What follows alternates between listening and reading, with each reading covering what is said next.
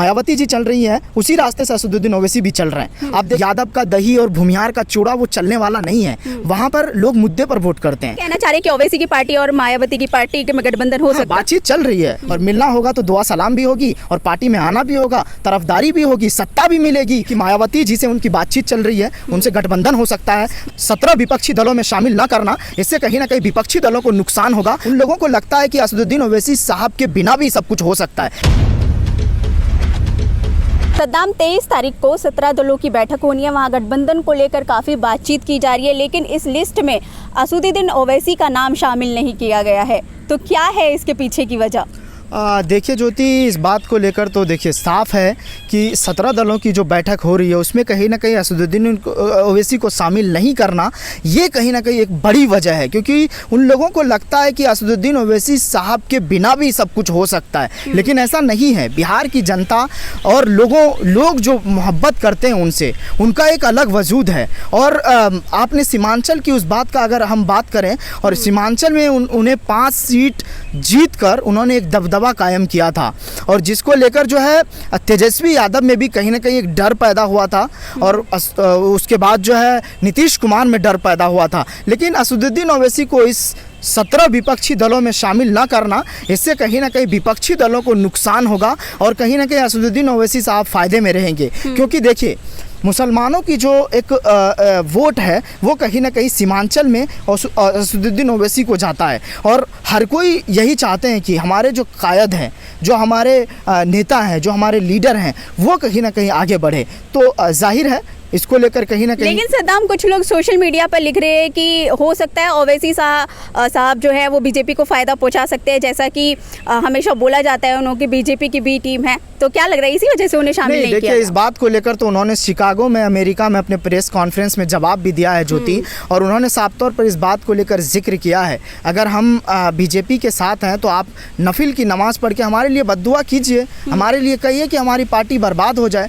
लेकिन ऐसा नहीं है ना। अगर किसी का गठबंधन हो या किसी का कहीं ना कहीं कुछ बातचीत हो, घालमेल हो, तो कोई इंसान ऐसे नहीं कह सकता। मक्के में खड़े होकर वो कहते हैं कि हम ऐसा कहने के लिए तैयार हैं, तो जाहिर है आप समझ सकते हैं। लेकिन दूसरी तरफ अगर हम बात करें बिहार की सियासत में, अख्तरुल इवान का एक चर्चित चैनल पे मैं इंटरव्यू देख रहा था, उन्होंने साफ तौर में इस बात का जिक्र किया है कि मायावती जी से उनकी बातचीत चल रही है, उनसे गठबंधन हो सकता है। जीतन राम मांझी जो 2024 का जो शंखनाद विपक्षी दल भर रहे हैं वहाँ पे, उससे पहले जीतन राम मांझी छोड़ के चले जाते हैं और नीतीश कुमार के दल को। तो ये भी कहीं ना कहीं मांझी जी से उन्होंने साफ तौर पे कहा कि मांझी जी से हमारी बातचीत मतलब आप क्या कहना चाह रहे हैं कि ओवैसी की पार्टी और मायावती की पार्टी के में गठबंधन हो सकता है? बातचीत चल रही है, ये मैं नहीं कह रहा हूँ, ये अख्तरुल इमान उस इंटरव्यू संवाद में कह रहे हैं, और उनका जिक्र बार बार करते हुए नजर आ रहे हैं कि हमारी बातचीत मायावती जी से चल रही है, हमारी बातचीत मांझी जी से चल रहा है, और कहीं ना कहीं जो है हमारी पार्टी में आने की बातचीत हो रही है। क्योंकि बिहार के उस समय का विधानसभा चुनाव का अगर हम जिक्र करें तो उस समय भी मायावती का साथ असदुद्दीन ओवैसी को मिला था। भले ही उत्तर प्रदेश में दोनों जो है अलग अलग रहे, बिखरे हुए रहे, और कहीं ना कहीं अपनी अपनी राजनीति की, और उसके बाद जो है सीट लाने में भी कामयाब रहे। लेकिन बिहार की चुनावी राजनीति, बिहार की ज़मीन अलग है ज्योति। बिहार में जो वो मतलब लोग कहते हैं ना कि यादव का दही और भूमिहार का चूड़ा वो चलने वाला नहीं है।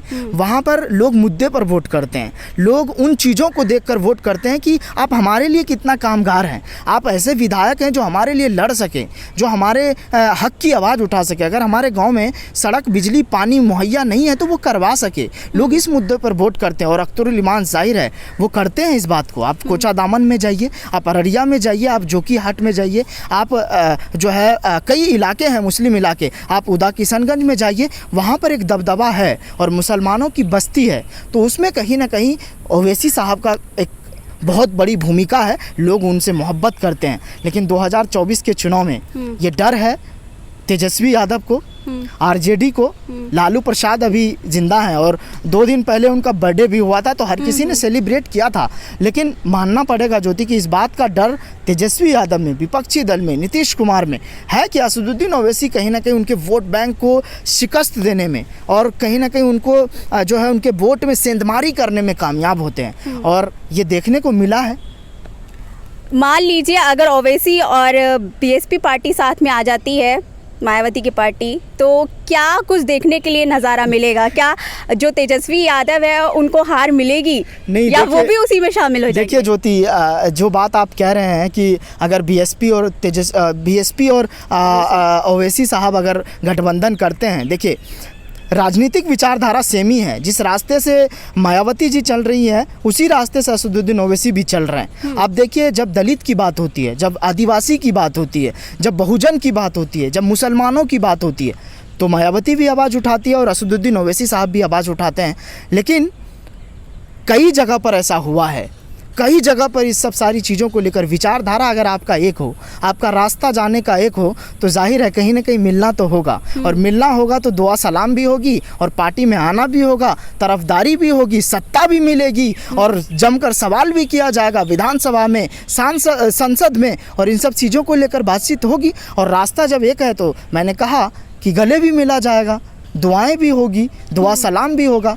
तो जाहिर है अगर मायावती या बीएसपी उनकी पार्टी अगर असदुद्दीन ओवैसी के साथ आते हैं तो उन लोगों के लिए जो वंचित है, जो शोषित है, जो पीड़ित है, जिनकी आवाज़ उठाई नहीं गई, जो इतने सालों से अपने हक के लिए जो है लटके हुए हैं, जिनकी आवाज़ को एक धारा उनके कोने में छोड़ दिया जाता है, जिनको पीछे छोड़ दिया जाता है, उन लोगों को फ़ायदे होगा। उन लोगों को फ़ायदा ये होगा कि उनकी बातें और ज़ोर शोर से उठाई जाएगी।